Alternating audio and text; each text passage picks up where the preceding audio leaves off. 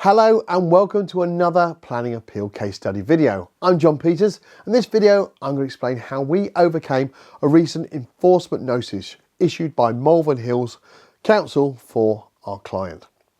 This enforcement planning appeal was to overcome the enforcement notice issued for an alleged breach in planning control and to allow the client to use the building for residential use.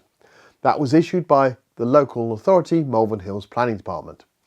Our client was initially booked in for a free no obligation consultation to run through the enforcement notice and previous planning history that had been used by Malvern Hills Council, and to evaluate if an appeal was viable or if an alternative option would be best suited for them.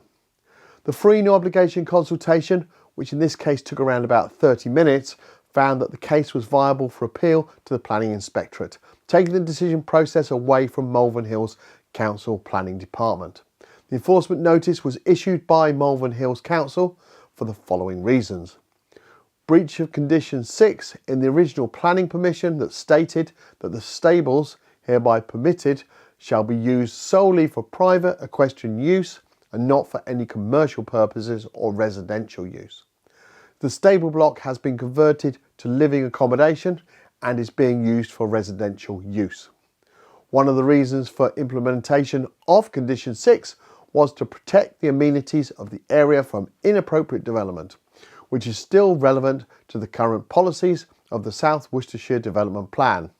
This site is located outside the development boundary in the open countryside, as defined by the South Worcestershire Development Plan.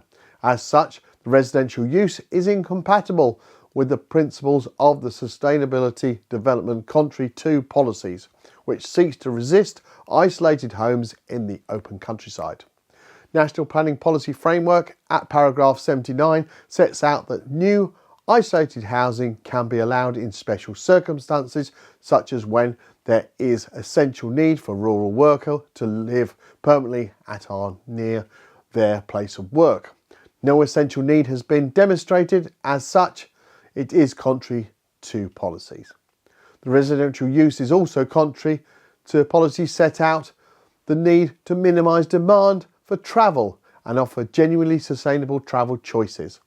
For this site, it is considered that the private car offers the only real travel choice to the range of amenities and services that a residential population would need, such as access to employment, education, healthcare, retail and other local amenities.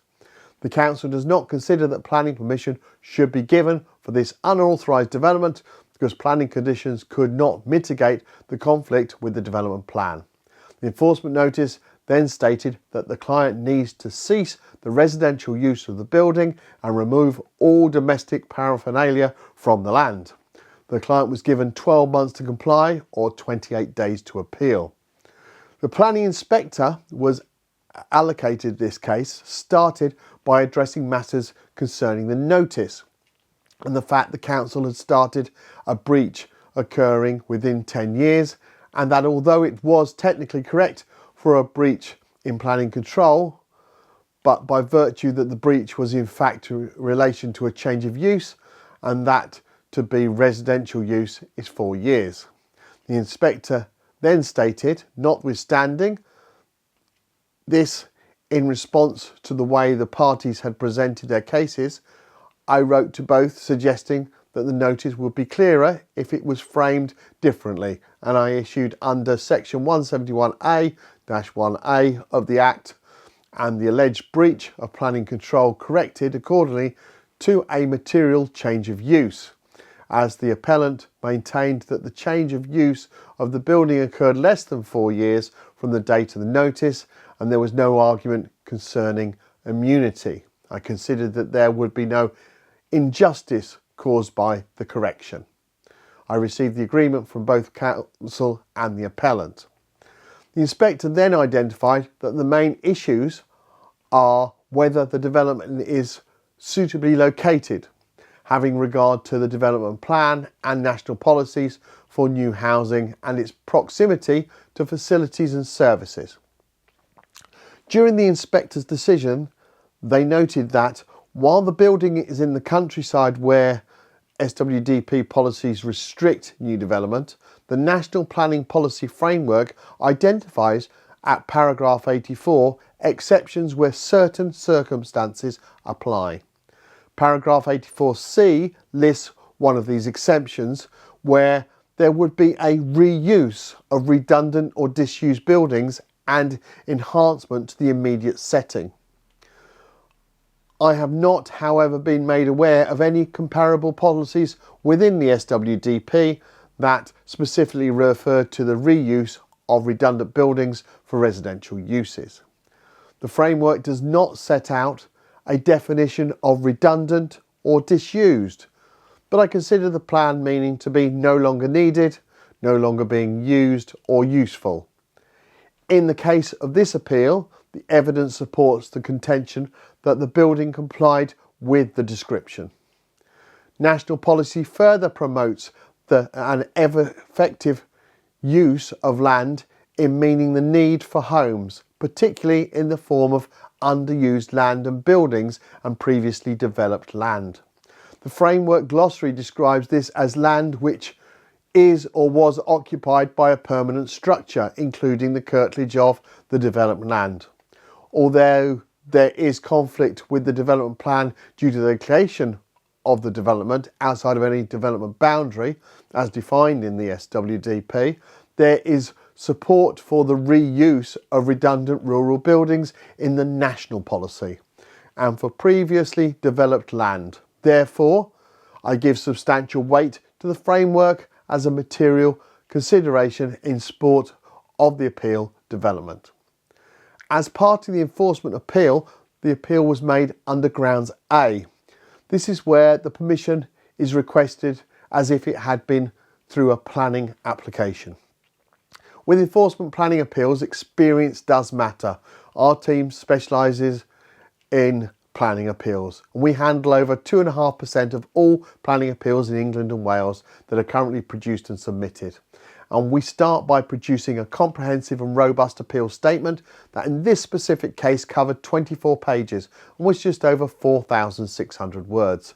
It's important to detail in the appeal statement where the local authority failed in their assessment of the case and how, where possible, both local and national policy applies in favour of the appeal. Additionally, if possible, bringing in similar cases that the Planning Inspectorate found in favour of at the appeal. Obviously, with the back catalogue we have of wins, we're able to use these cases and what the inspector said in them as additional argument to support the case we're working on. Once an appeal statement is completed, we send the document to our client, asking them to check that they are happy for us to submit the case. If we need to add any additional information the client may have forgotten previously to supply, it's done at this point and the case is then submitted. It's vitally important that all the documents and responses are submitted on time throughout the process, as failure to do so will result in the appeal not being successful. Something we hear about often when people attempt an appeal for the first time themselves. Always ensure you use a professional who has considerable experience of appeals. It's worth asking them for some recent successful planning appeal case studies like the ones you find on our website. Due to the large number of cases we represent, we have a dedicated team that liaises with the Planning Inspectorate on a daily basis. For this appeal, an independent planning inspector from the Planning Inspectorate visited the site on the 25th of June and we're pleased to confirm that the appeal was upheld and the permission was granted on the 18th of September in a 4-page appeal decision notice. If you'd like to find out if we can help you with your planning appeal, complete our online form on our website www.planningappealsuk.com and our new case support team will arrange for a free, no obligation consultation with one of our planning appeal assessment professionals. Thank you for taking the time to watch this planning appeal case study video and I look forward to producing another one very shortly. Thanks a lot. Bye.